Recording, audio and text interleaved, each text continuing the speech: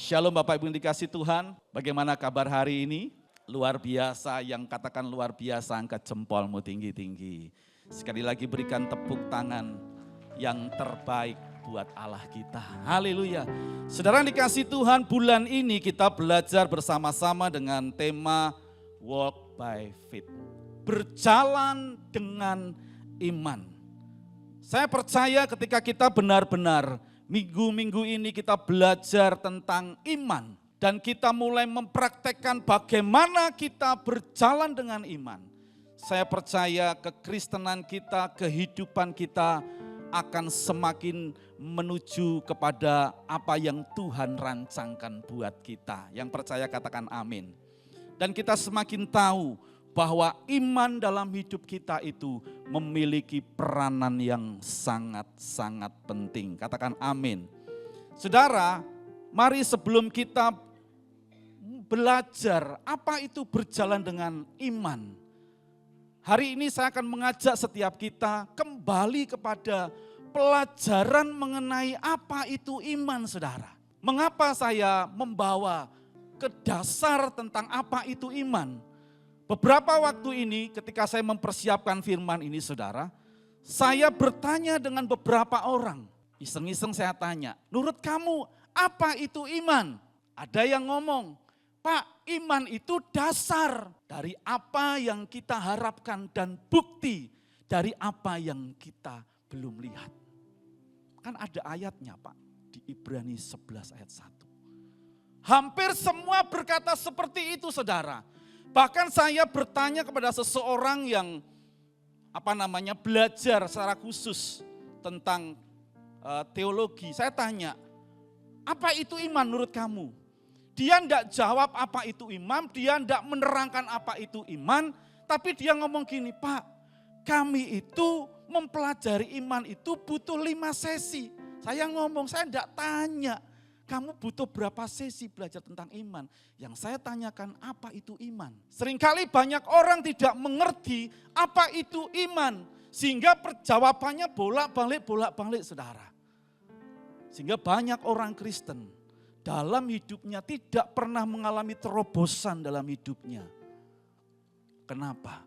Karena ternyata belum mengerti pelajaran yang dasar ini, apa itu iman.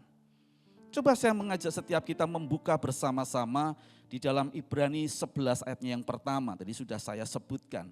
Ibrani 11 ayat yang pertama dikatakan seperti ini. Iman adalah dasar dari segala sesuatu yang kita harapkan dan bukti dari segala sesuatu yang tidak kita lihat. Dalam bahasa Ibraninya, saudara, kata iman dipakai kata emunah yang artinya percaya. Di dalam Habakuk 2 ayat yang keempat dikatakan orang yang benar itu akan hidup oleh percayanya. Percayanya di sini dikatakan pakai kata emunah. Dalam bahasa Yunani dipakai kata pistis yang artinya kepercayaan yang teguh. Jadi kalau boleh saya simpulkan dari 2 kata ini, saudara, bahwa kata iman di dalamnya itu mengandung arti percaya yang sungguh-sungguh di dalam Tuhan, kepercayaan yang teguh, keyakinan yang sungguh-sungguh. Dalam terjemahan bahasa Jawa, bagus sekali, saudara. Di dalam bahasa Jawa dikatakan seperti ini. Di dalam Ibrani 11 ayat 1. Pracaya iku dasaring samubarang kang kaarep-arep serop buktining samubarang kang ora katon. Jadi mari kita sederhanakan kata iman di sini dengan kata percaya. Yang setuju katakan amin. Lah pertanyaannya, percaya yang bagaimana yang membuat iman kita itu dapat bekerja dahsyat dalam hidup kita. Percaya yang bagaimana yang membuat hidup kita mengalami kedahsyatan Tuhan. Yang pertama, yaitu percaya sungguh-sungguh kepada Tuhan Yesus. Kita lihat bersama-sama Ibrani 11 ayatnya yang ke-6. Tetapi tanpa iman tidak mungkin orang berkenan kepada Allah. Sebab barang siapa berpaling kepada Allah, ia harus percaya bahwa Allah ada dan bahwa Allah memberi upah kepada orang yang sungguh-sungguh mencari Dia. Saudara, kata percaya di sini, percaya kepada Tuhan di sini bukan berhenti kepada tahu bahwa Tuhan Yesus itu adalah penyelamat hidup kita. Tahu bahwa Dia Tuhan yang luar biasa. Tapi percaya di sini seperti firman Tuhan katakan bahwa tetapi tanpa iman tidak mungkin orang berkenan kepada Allah. Sebab barang siapa berpaling kepada Allah, ia harus percaya bahwa Allah ada. Dan Allah itu apa? Memberi upah kepada orang yang sungguh-sungguh mencari Dia. Ada kata sungguh-sungguh mencari Dia. Artinya saudara tidak berhenti sampai tahu tentang Tuhan. Tetapi sungguh-sungguh mencari Dia. Menerimanya sebagai Tuhan dan Juru Selamat secara pribadi. Dan berani mempercayakan hidup kita kepada Dia. Yang percaya katakan amin. Di dalam 1 Yohanes 2 ayat 6 dikatakan begini. Barang siapa mengatakan bahwa ia ada di dalam Dia, ia wajib hidup sama seperti Kristus telah hidup. Ketika kita mengaku, kita beriman, kita percaya kepada Yesus, firman Tuhan berkata kita wajib hidup sama seperti Kristus. Artinya apa? Kita terus minta kepada Tuhan, dengan mencari Tuhan, dengan bergaul karib dengan Tuhan. Itu yang akan apa? Membuat karakter kita mengalami pertumbuhan di dalam Kristus. Coba cek and recheck hidup kita.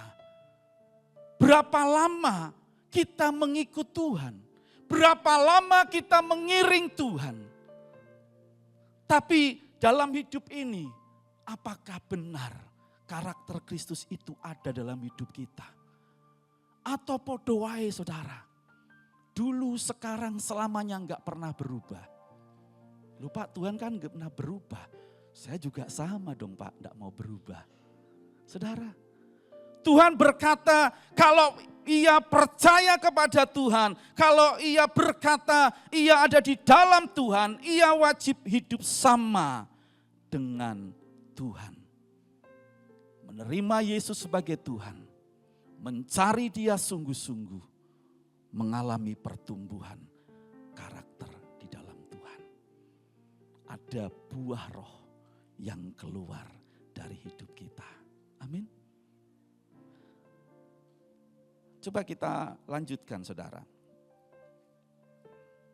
Yang kedua, percaya yang seperti apa yang membuat kita mengalami kedahsyatan di dalam Tuhan atau iman di dalam Tuhan.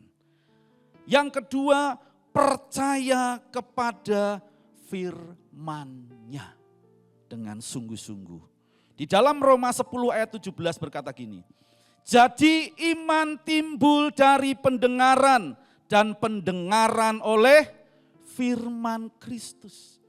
Jadi saudara, bagaimana iman, bagaimana percaya kita bisa tumbuh dalam hidup kita, tidak lain kita mempercayai firman Tuhan sebagai kebenaran yang absolut. Kebenaran yang satu-satunya. Karena di luar itu saudara, kita enggak mungkin percaya kita mengalami pertumbuhan. Kita enggak mungkin bisa berjalan dengan Tuhan. Dasarnya harus firman.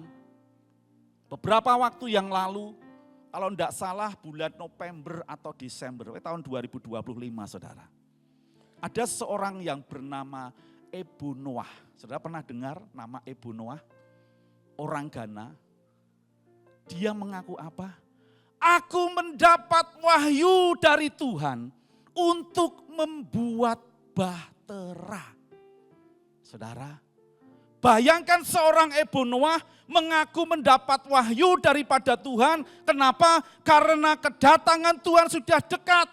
Dan dia sudah menentukan tanggalnya. Makanya dia membuat bahtera. Bahkan kalau enggak salah jumlahnya itu ada 10 bahtera. Dan ini menyesatkan banyak orang. Satu bahtera itu bisa muat 5.000 orang. Dan dia buat 10. Dan dari situ dia bisa mengumpulkan begitu banyak uang untuk membangun bahtera itu, saudara. Kelihatannya rohani, betul enggak? Tapi enggak alkitabiah.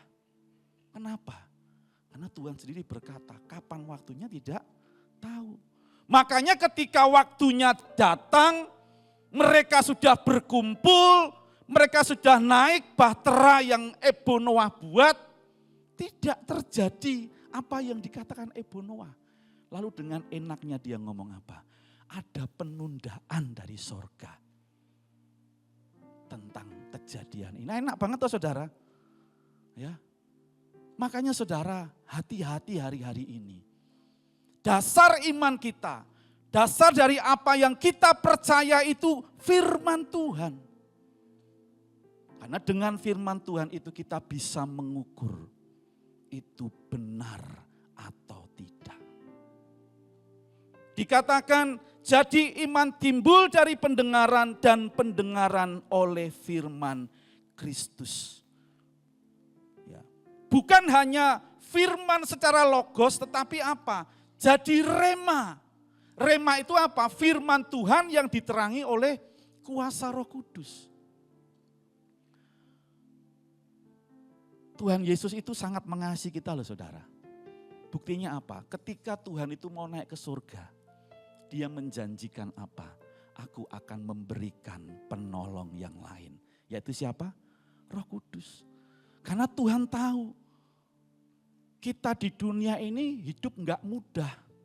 Banyak tantangan, banyak godaan.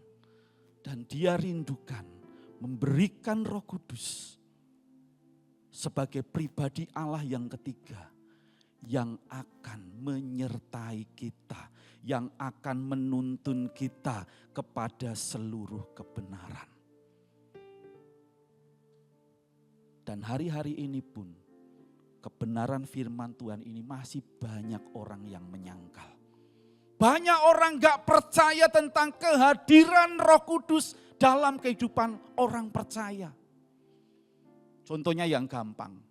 Kalau saudara baca dengar di YouTube, melihat YouTube, TikTok, masih banyak pertentangan tentang Roh Kudus. Apalagi kalau sudah nyinggung bahasa roh. Betul enggak? Bahasa roh itu sesat. Bla bla bla bla. Tapi yang kita imani saudara, bahasa roh itu bahasa surga buat setiap kita. Amin. Karena firman Tuhan berkata, ketika kita berdoa dengan bahasa roh, kita berdoa apa? Dengan keluhan-keluhan yang tidak kita mengerti. Roh itu yang berdoa kepada Tuhan. Tapi banyak yang menyangkal, bahasa roh itu harus diterjemahkan. Itu pada momen tertentu saudara, pada pertemuan jemaah.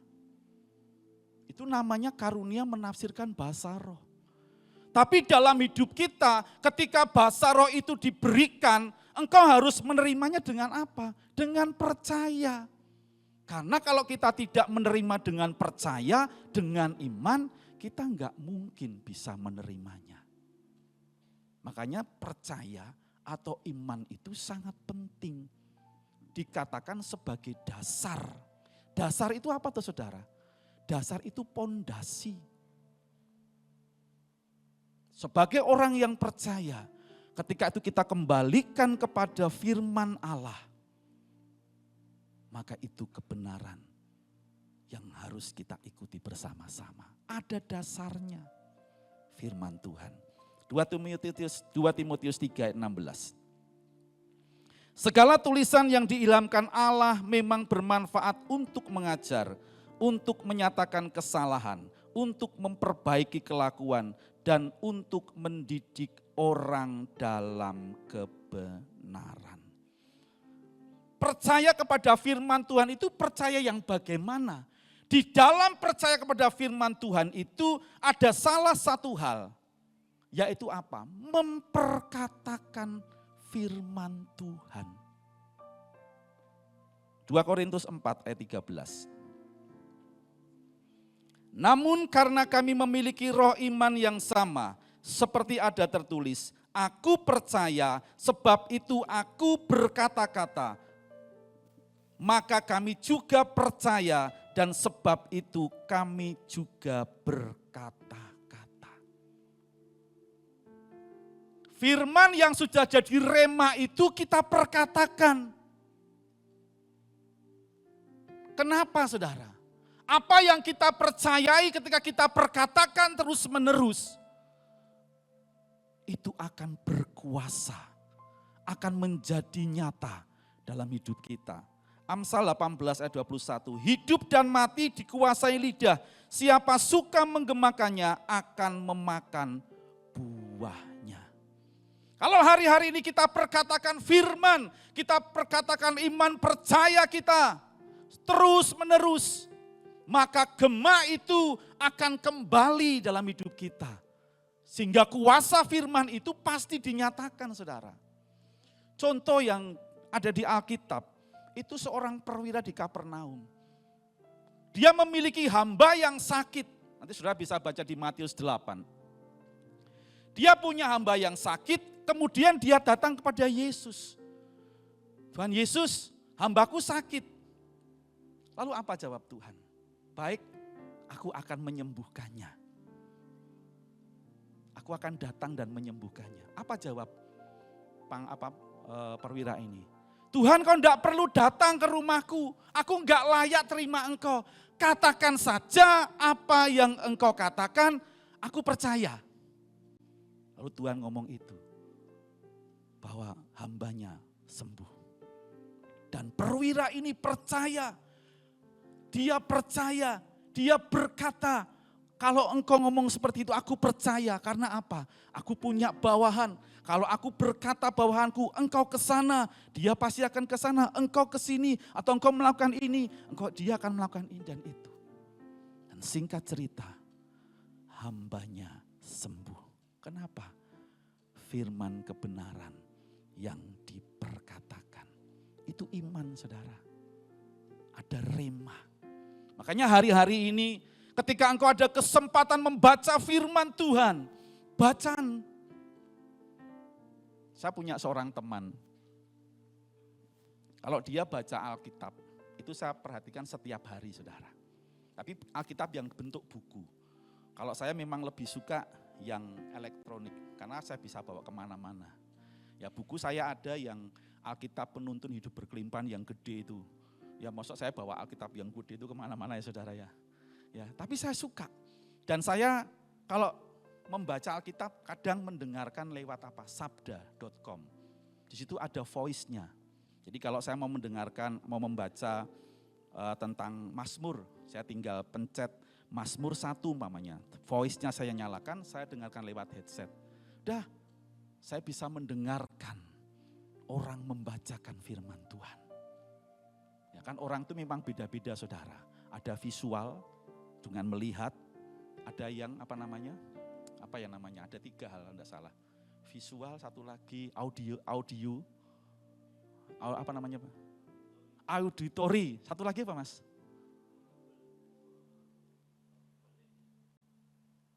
Pokoknya ada 3 nanti saya lupa saudara. Ada orang yang memang dengan mendengar dia lebih suka.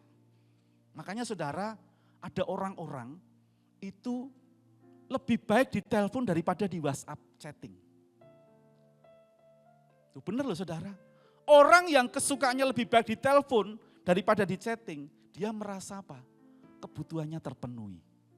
Itu seperti itu. Makanya saudara, saya mendengarkan itu karena saya suka mendengar. Ya. Dan tidak melelahkan mata, itu saya. Tapi teman saya tanya, loh kenapa kowe kok seneng baca Alkitab dalam bentuk buku? Ini loh mas, kenapa aku suka? Ketika aku membaca pelan-pelan, kadang-kadang itu ada ayat yang tiba-tiba kayak mencolot gitu saudara. Dek gitu di hatinya. Dan kalau seperti itu dia akan ulangi lagi, dia baca lagi, lalu dia catat. Berarti apa? Itu jadi rema buat hidupnya. Dan saya perlihat dia tekun melakukan itu. Hampir tiap hari. Kalau saya lebih suka mendengarkan pujian, mendengarkan voice. Ya, kadang sambil saya nyusun renungan, saya mendengarkan firman. Lewat itu saudara.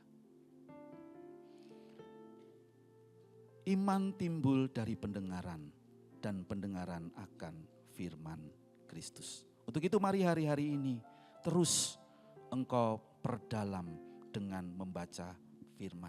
Ada lagi satu contoh dalam Alkitab saudara.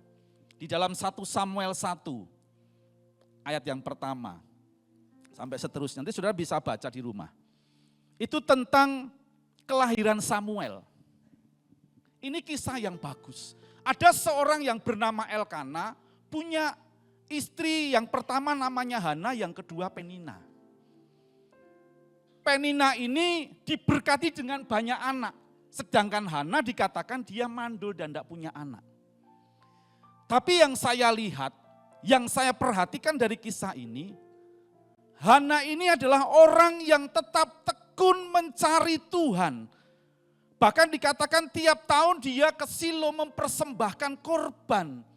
Keluarga ini mempersembahkan korban kepada Tuhan. Hampir tiap tahun.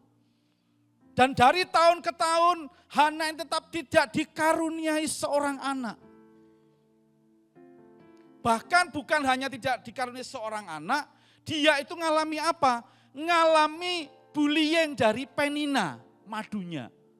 Dikatakan engkau mandul, dasar mandul, gitu terus saudara. Tapi dia enggak pedulikan, walau hatinya sedih, dia tetap mencari Tuhan. Walau hatinya teraniaya, dia tetap mencari Tuhan. Ada sebuah pujian bagus sekali. F. Saya agak lupa liriknya saudara, sebentar ya. Walaupun gunung itu tak berpindah, tetap percaya Kau yang punya kuasa. Sekalipun ku dalam lembah kelam, tak mengapa asal Kau di sampingku. Walaupun masalahku masih ada, tetap percaya rencanamu terindah. Iman yang pribadimu takkan pernah berubah. Iman yang aku pegang, padamu Tuhan yang setia. Hana tiap tahun mencari Tuhan, walaupun kondisinya tidak baik, dalam kondisi dibullying, kondisi dipermalukan, dia tetap tekun mencari Tuhan, walaupun apa yang dia doakan belum dia dapatkan. Dia tidak putus pengharapan, sampai suatu ketika keluarga ini kembali ke Silo untuk mempersembahkan korban di hadapan Tuhan, di hadapan Imam Eli, Hana itu komat kamit. Dalam bahasa Jawanya, Imam Eli melihat Hana itu sedang deleming, saudara. You know deleming? Komat kamit, karu-karuan. Padahal dia sedang berdoa kepada Tuhan. Minta Tuhan bukakan kandungannya. Minta Tuhan mengaruniakan anak kepadanya dengan sungguh-sungguh.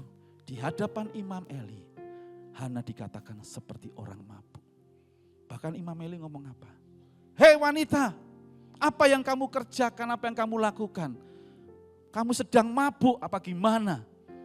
Saudara, orang yang baru bermasalah ketika dia datang kepada Tuhan, bukan perkataan yang membangun yang dia terima, tapi dia dikatakan orang yang mabuk. Coba saudara, kalau respon pada waktu itu, Hana salah dan dia marah. Opo Pak, aku ki ora mabuk, aku ini berdoa gitu karo marah-marah. Ya wis ora gereja-gerejonan. Terus ngomongnya ra enak, pendeta kok ngono umpamane kalau zaman sekarang. Saudara, mesti dia akan pergi meninggalkan. Itu kalau responnya salah. Tapi responnya benar. Karena dia tetap berpengharapan kepada Tuhan. Bahwa Tuhan sanggup menyatakan apa yang dia doakan. Kemudian Hana tetap berdoa. Lalu Imam Eli berkata, sudah berhenti, menangis berhenti. Berdoa kenapa? Karena Tuhan akan memberikan apa yang engkau doakan. Saudara, dan ketika dia mendengar itu, dia berhenti menangis. Karena dia percaya itu firman Tuhan yang diperkatakan kepadanya.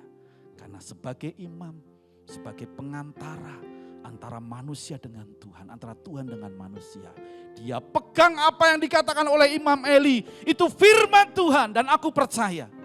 Dan ketika dia tangkap itu, dia enggak sedih lagi, dia bersuka cita, dia bergembira, dia memperoleh rema yang daripada Tuhan.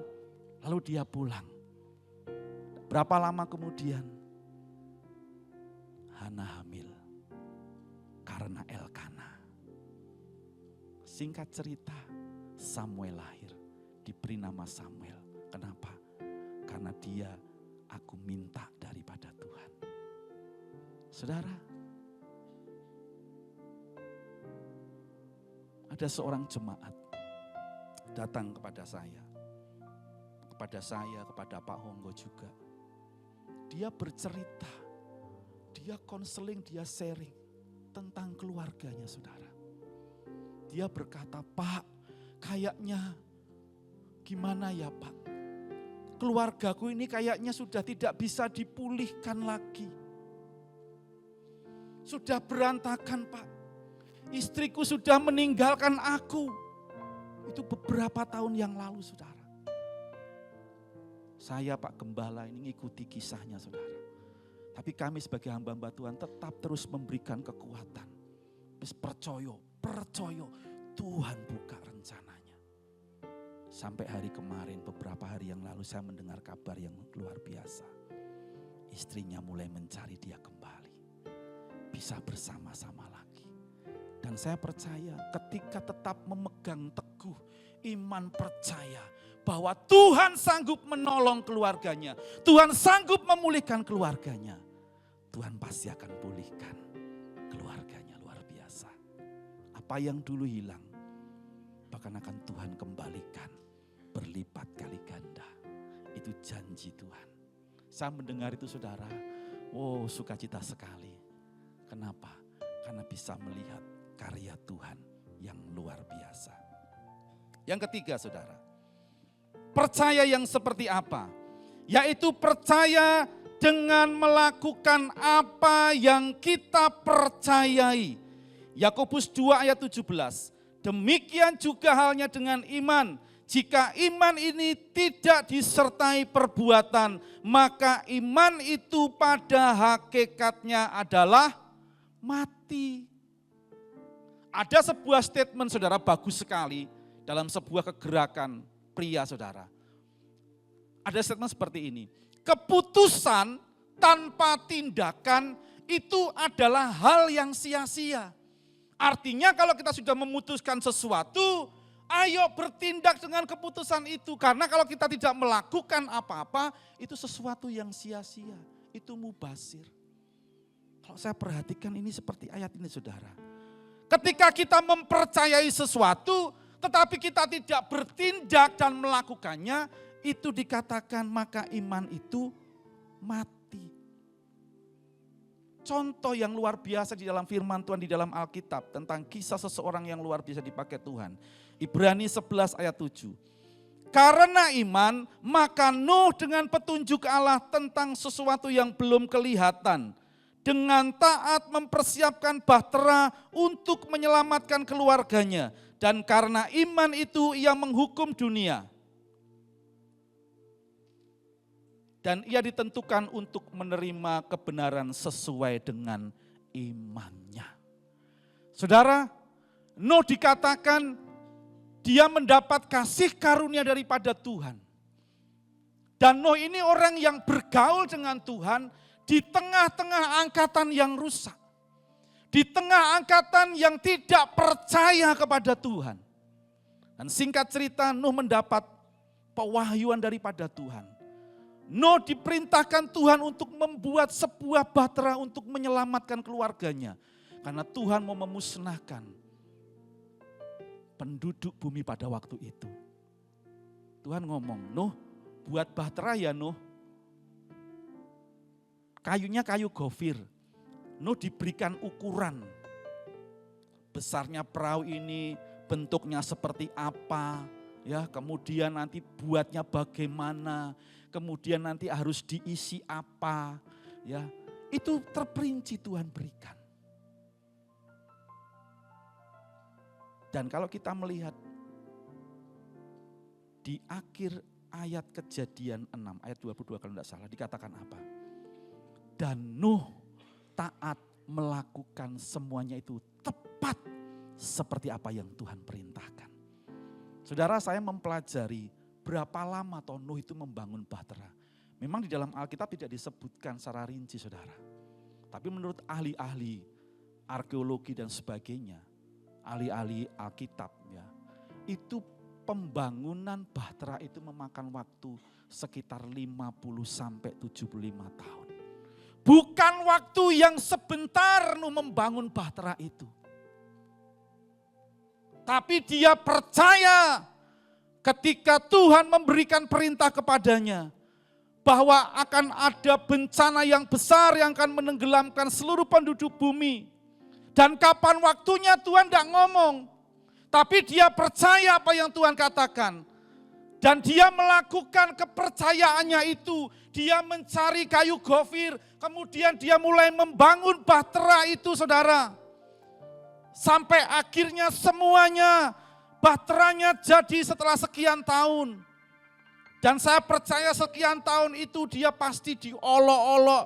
Dia dihina, Nuh kamu gila. Nuh kamu begini, enggak mungkin. Cuacanya aja terang, enggak pernah hujan kok kamu bangun bahtera. Saudara, kalau bangun perahu itu di pinggir pantai, itu masuk akal. Ya ini enggak loh saudara. Tapi Nuh tetap percaya, melakukan bertahun-tahun, berpuluh tahun, menyelesaikan tugas yang daripada Tuhan. Meski dikatakan tentang sesuatu itu belum kelihatan. Itu iman saudara. Tapi dia melakukan iman itu dengan segenap hatinya. Sampai suatu hari ketika semuanya sudah siap, keluarganya sudah masuk, hewan-hewan yang Tuhan perintahkan sudah dia bawa masuk. Hujan turun. 40 hari 40 malam. Banjir terjadi. Nuh dan keluarganya diselamatkan oleh Tuhan. Karena apa? Dia bukan hanya percaya. Tapi dia melakukan iman itu. Itu loh saudara. Makanya saudara, hari-hari ini apa yang engkau percayai dasarnya harus firman. Ketika engkau tekun melakukan walaupun belum melihat. Kalau engkau melakukan dengan sungguh-sungguh, dengan takut akan Tuhan, janjinya pasti digenapi. Amin. Apapun yang hari ini sedang kau gumulkan, apapun hari ini yang sedang engkau rindukan. Ketika engkau percaya kepada Tuhan Yesus sungguh-sungguh bahwa Dia sanggup. Kau mempercayai, engkau mencari Tuhan sungguh-sungguh. Kau bergaul dengan Tuhan. Hidupmu diperbaharui oleh Tuhan. Karaktermu diubahkan oleh Tuhan. Ketika engkau mendapat rema daripada Tuhan. Jangan berhenti cuma jadi rema. Perkatakan rema itu. Perkatakan terus. dan terlebih lakukan, maka apa yang Tuhan janjikan itu pasti digenapi. Mungkin hari ini belum kelihatan loh saudara. Tapi percayalah, firman Tuhan berkata, mungkin hari ini apa yang kita alami tidak seperti apa yang kita pikirkan dan bayangkan.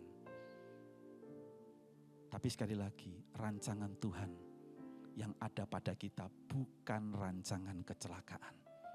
Tapi rancangan yang penuh, apa saudara? Dengan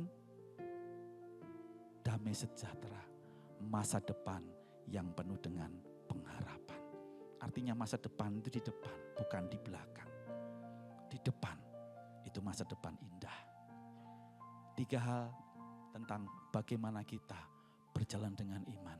Yang pertama, percaya Tuhan Yesus dengan sungguh-sungguh. Yang kedua, perkatakan firman dengan berulang-ulang kebenaran apa yang kau percaya itu. Yang ketiga, lakukan itu dalam hidupmu. Kalau kebenaran itu engkau percayai, kalau kebenaran itu engkau perkatakan, kalau kebenaran itu engkau lakukan, janjinya ya dan